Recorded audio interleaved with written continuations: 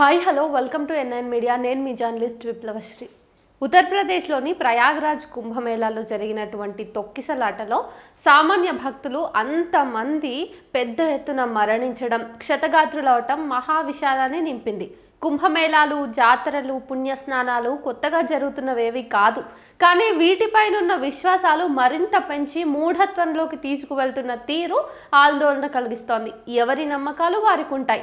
అయితే ప్రభుత్వమే ఆ నమ్మకాలను ప్రచారం చేసి ప్రజల్ని పెద్ద ఎత్తున సమీకరించడం, అలాంటి సమూహ సమర్థనలో తొక్కిసలాటలు చోటు చేసుకుని సామాన్యులు బలి కావడం అత్యంత విషాదకరం. దాదాపు 40 కోట్ల మంది ప్రజలు కుంభమేళాకు వస్తారని అంచనా వేసిన ప్రభుత్వం దానికి సరిపడ్డ ఏర్పాట్లు, సౌకర్యాలు, జాగ్రత్తలు తీసుకోకపోవటం వల్లనే ఇలాంటి ఘటనలు చోటు చేసుకుంటున్నాయి. ఇందుకు ప్రభుత్వమే బాధ్యత వహించాలి.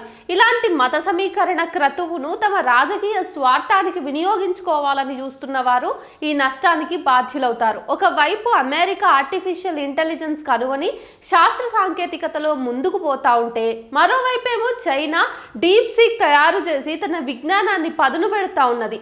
మనం మాత్రం కాలుష్యపు నీటిలో మునగడం కోసం ప్రాణాలను ఫనంగా పెట్టడానికి ముందుకెళ్తూ ఉన్నాం. పతనం అంచున నిలబడి ఉన్నాం. మునగడానికి మనకు మత విశ్వాసం ఉంది, ముంచడానికి ఒక రాజకీయము ఉంది, మునిగి చావడానికి జనాలు ఉన్నారు. దేవుడు అంటే అందరినీ సమంగా చూస్తాడు కదా అని అనుకునేది. కానీ వ్యవహారం అలా అస్సలు లేదు. భక్తుల్లోనూ విఐపి భక్తులు, విఐపి భక్తులు ఉన్నారు. ఏర్పాట్లలోనూ కూడా మనం చూసుకుంటే తేడాలు చూడొచ్చు. సన్యాసులకు, దిగంబర సాధువులకు, సెలబ్రిటీలకు ప్రత్యేక సదుపాయాలు, రక్షణలు. కానీ సాధారణ భక్తుల గోడును వినేవాడు ఎవరున్నారు?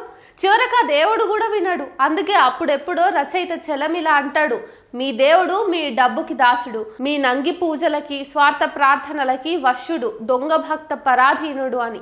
పాపాలను పోగొట్టే దేవుడు ప్రాణాలను కాపాడలేడా? ఈ సందర్భంగా థేరీ గాథల సంకలనంలోని 2,500 ఏండ్ల క్రితం బౌద్ధ భిక్షుని పాకృత గాథ గుర్తుకు వస్తుంది. ఒక దాసి కూతురు నదిలో నీటి కోసం వెళ్ళగా అక్కడ ఓ బ్రాహ్మణుడు నదిలో మునగడం చూసి, మేము యజమానురాలి తిట్లకు, శిక్షలకు భయపడి నదిలోకి రాక తప్పలేదు. కాళ్ళు చేతులు వణికే చలిలో నీవు దేవునికి భయపడి నీటిలో మునుగుతున్నావెందుకు అని ప్రశ్నిస్తుంది. అప్పుడు ఆ బ్రాహ్మణుడు, నదీ స్నానం వల్ల సర్వ పాపాలు హరిస్తాయి, దుష్కర్మల నుండి విముక్తి లభిస్తుందని అంటాడు. దానికి ఆ దాసి కూతురు అయితే, కప్పలు, మొసళ్ళు, నీటిపాములు, జలచరాలన్నీ స్వర్గార్హత పొందిన పుణ్యజీవులేనా?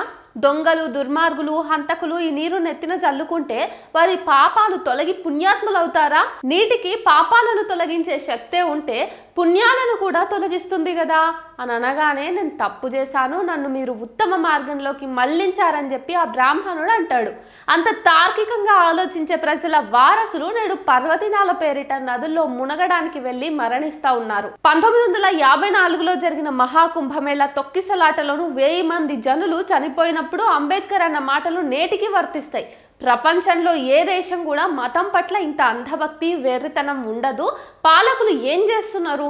పేరు, అధికారం కోసం జనాల మూఢనమ్మకాలని వాడుకుంటున్నారు. మతం కోసం ప్రజలు చనిపోతున్నారు. ఎందుకు? వారు గంగలో స్నానం చేస్తే తమ పాపాలు తొలగిపోతాయని చెప్పి నమ్మేలాగా చేయబడుతున్నారు. దీనికంటే అజ్ఞానం ఇంకే ఉంటుంది అని వేలెత్తి చూపించాడు. అయినా మనం మారలేదు. భక్తి రసం తెప్పలుగా మారుతోంది. డ్రైనేజీ స్కీమ్ లేక డేంజర్గా మారుతోంది కూడా. అంతేకాదు, నేడు భక్తిని, విశ్వాసాన్ని, మతాన్ని రాజకీయాల్లోకి తెచ్చి మొత్తం భారతదేశ ఆధునిక స్వభావాన్ని మార్చే ప్రయత్నం జరుగుతూ ఉంది. ఈ కుంభమేళాలోనే ఫిబ్రవరి 2 వసంత పంచమి ఎంతో ప్రాశస్త్యం గలదని, కావున ఈ రోజున భారతదేశాన్ని హిందూ రాష్ట్రంగా మార్చడానికి అవసరమైనటువంటి నూతన మనువాద రాజ్యాంగాన్ని ఆవిష్కరించబోతున్నామని సనాతన ధర్మ పండితులు దీన్ని తయారు చేశారని ప్రకటించారు. కేంద్ర ప్రభుత్వానికి ఈ గ్రంథాన్ని అందిస్తామని హిందూ రాష్ట్ర సంవిధాన నిర్మాణ కమిటీ వెల్లడించింది. అంటే లౌకిక, గణతంత్ర, ప్రజాస్వామిక రాజ్యాంగాన్ని మార్చే ఆలోచనలు కుంభమేళాలో సామాన్య భక్తుల మృత్యుఘోషతో పాటు దృశ్యమవుతున్నాయని అర్థం. ఇది వీరి భక్తిలోని ఆధిపత్య, అధికార అనురక్తి. శాస్త్రీయ ఆలోచనలకు, దేశ ప్రగతికి ఆటంకాలుగా పరిణమిస్తున్న ఈ విషయాల పట్ల ప్రజలు చైతన్యయుతంగా ఆలోచించాలి. జరుగుతున్న విషాదాలకు రాబోయే ప్రమాదాలకు కారకులను గమనించి ప్రజలు వెంటనే రాజకీయ నాయకులు చేస్తున్నటువంటి మత కుట్రలకు బలవకుండా రియలైజ్ అవ్వకపోతే నిజంగా మన భారతదేశంలో శాస్త్ర సాంకేతికంగా మనం ఎంత ముందుకు వెళ్ళినా కూడా ఇట్లాంటి మతపరమైనటువంటి ఆంక్షల వల్ల మతపరమైనటువంటి ఆలోచన విధానాల వల్ల మనం వందేళ్ళు వెనక్కి వెళ్లాల్సి వస్తూనే ఉంటుంది.